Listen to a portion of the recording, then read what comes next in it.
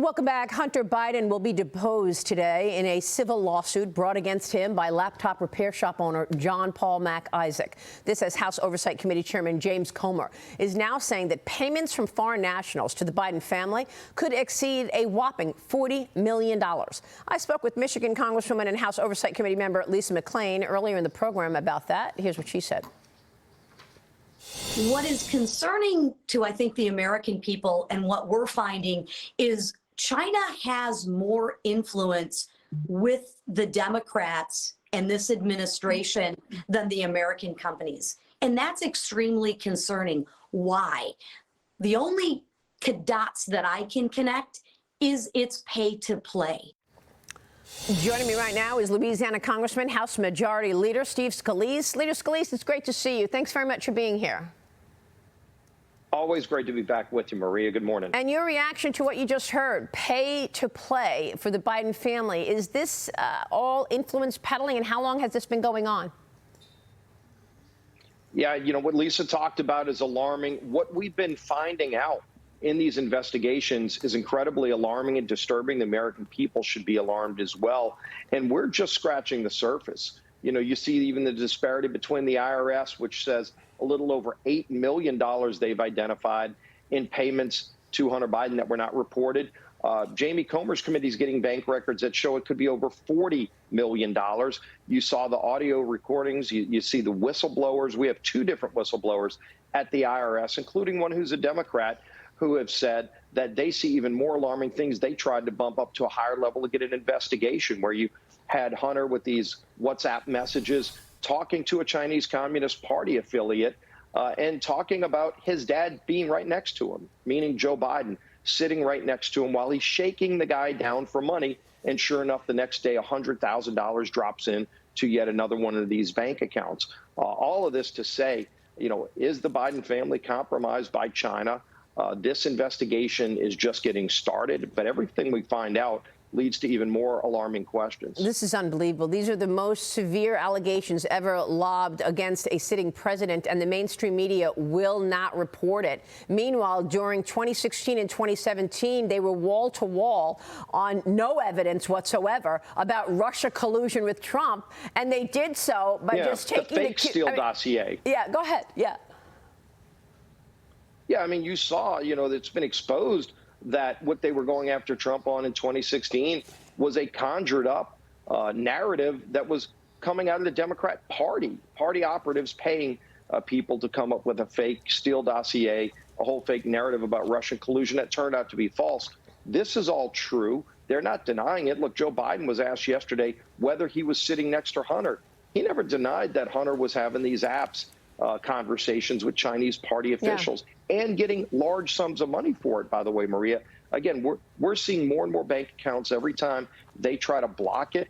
And Hunter Biden's attorneys have tried to block all of Jamie Comer's investigation into these accounts. Jamie Comer's done a phenomenal job at going around in different ways and finding the money. Well, you follow the money, you're going to find a lot of things, and they're finding more and more money, and it's in millions and millions of dollars of increments. Well, he certainly is finding a lot, and these bank records and the evidence of it have been stunning. But let's face it, they keep getting away with it. The people who abused power in 2016 are in power once again.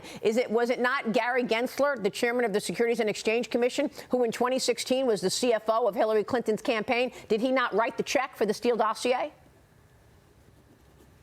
Well, right. And look at Secretary Blinken. He hasn't truly given honest answers on putting together that letter. 51 intelligence experts saying, oh, my gosh, this whole, collusion between Trump and Russia that never happened. It was, in fact, Blinken who put that letter together, got people to sign it, including former CIA heads. And now he's Secretary of State. But there are a lot more questions that we're asking that need to be answered. And by the way, again, no one's disputing that millions and millions of dollars went to very different Biden family members. I think we've got over 8-9 different Biden family members that got millions of dollars from, in some cases, foreign countries. You know, where is the mainstream media, like you said, being aggressive? Equally aggressive would be great, just showing the same kind of aggression that they showed against Donald Trump over and over again on things that turned out to be false. These are true. Yeah, it's pretty unbelievable. Meanwhile, now Joe Biden is changing the conversation, or trying to do so, by defending his economic record. During a speech in Chicago yesterday, he's embracing what he's calling bidenomics, even though he admits just 2 weeks ago he didn't even know what it is. Watch this. So I came into office determined to change the economic direction of this country, to move from trickle-down economics to what everyone on Wall Street Journal and Financial Times began to call bidenomics. I didn't come up with the name. I really didn't. I now claim it, but they're the ones that used it first. I got asked by a press person this morning, getting on a helicopter in Washington, why, when I asked you about bidenomics a long time ago, you said you didn't know what it was. I said, I didn't name it bidenomics. I don't know what he's talking about there, truly, Congressman, but what do you think bidenomics is? Well, bidenomics is borrowing money from China and spending it on far left ideal wish list, Green New Deal, trying to kill the combustion engine, trying to ban gas stoves, paying people not to work, and wrecking the American economy at the benefit, by the way, of countries like China, of countries like Russia. I think the American people are waking up and looking at this. They don't like it. Yeah. They don't like the fact that they're paying 50% more for gas, 30% more for household electricity. You can't even charge your EV if you have one because the electricity grid's so broken from all their green energy, and you can't build half the projects that they borrowed money to go build because of all their crazy regulations. Well, that's what the American people know Biden economics is. Yeah, Brian Brenberg, jump in here, because earlier you said Bidenomics is spending and it's regulation. Well, and this is, Congressman, this is the piece that gets me, because so much of what Biden does is through the regulatory state, through the bureaucracy. It's undemocratic. He doesn't give you the chance and your colleagues to vote on this. They just do it through the bureaucracy, and that means we don't feel it right away, but it gets entrenched and it becomes incredibly costly over time. You fought, the stove bans.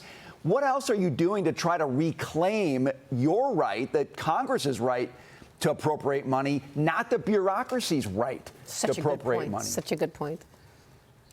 Yeah, and that's so important, because this is something Congress gave away for decades, going back to the 70s. We're working to get that power of the purse back. But you look, the appropriations process has started. Kay Granger and her committee have been passing those bills out of committee. They're going to come to the floor when we return after July 4th. And these are a lot of amendments that have been added to the bills to rein in a lot of the radical regulations and attempts by the Biden administration to invoke their agenda. The REINS Act. This is a bill by Kat Cammack. You've seen Harriet Hageman working on this. Things to rein in unelected bureaucrats. Can anybody name the person who came up with the crazy idea of banning the gas stove? I think we ought to drug test some of these people when we see these crazy ideas coming out of bureaucratic agencies. But why should an unelected bureaucrat be able to kill the combustion engine by regulation at the EPA, ban gas stoves by regulation at the Department of Energy? These people are making over $100,000 a year. These aren't people that are just, sitting in a room coming up with a crazy idea and it's thrown in the trash can. Their ideas are actually affecting hardworking families, and families are sick and tired of it. Yeah, and Lee Carter is here this morning with us, Congressman. And Lee, with all of the things going on in America right now, a wide open border, crime spiking across the board in our big cities, inflation not where we want it, even if it's off 40-year highs. We're talking about banning pizza ovens. Oh my goodness. I mean, we need pizza in moments like this. I'm like, I need Those are fighting words in New York. I'd like a slice right now. Go ahead, Lee. Here's the thing. I think people are one of the things that I'm seeing in polling is that Americans are really afraid in this moment their freedoms are going to be taken away from them. Over 40% of Americans right now say they don't believe that their freedoms are being respected. They don't trust the government agencies to protect their freedoms. And it's issues like gas stove bans. It's issues like a lot of the ESG stuff that's making people feel this way. What do you think would be different if we had a complete Republican sweep in 2024?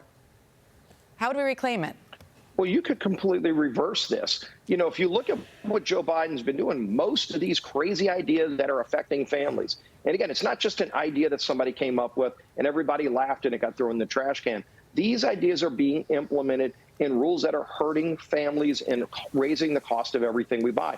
A Republican president on day one, I hope their arm is so sore because they've been signing executive orders, reversing everything that Biden did. Starting on day one when he killed the Keystone Pipeline, he stopped construction of the border wall. Why is the border open? Because Joe Biden, through executive order, took our Border Patrol agents away from stopping drug cartels and made them, in essence, babysitters that have to just watch people coming in illegally and let them come in. Yeah. The Border Patrol agents, by the way, hate this. They don't want to be in this role, but they've been taken off of their post for the things that they want to do, keeping America safe. Yeah. We can restore a lot of that through executive order. And then let's go pass good bills that help families get back on their feet and get the economy moving again and reverse this tide of bidenomics that is crushing the middle class of America. All right, we will leave it there. Congressman, it's good to see you this morning. Thanks very much. Always great to be with you, Maria. All right. Thanks.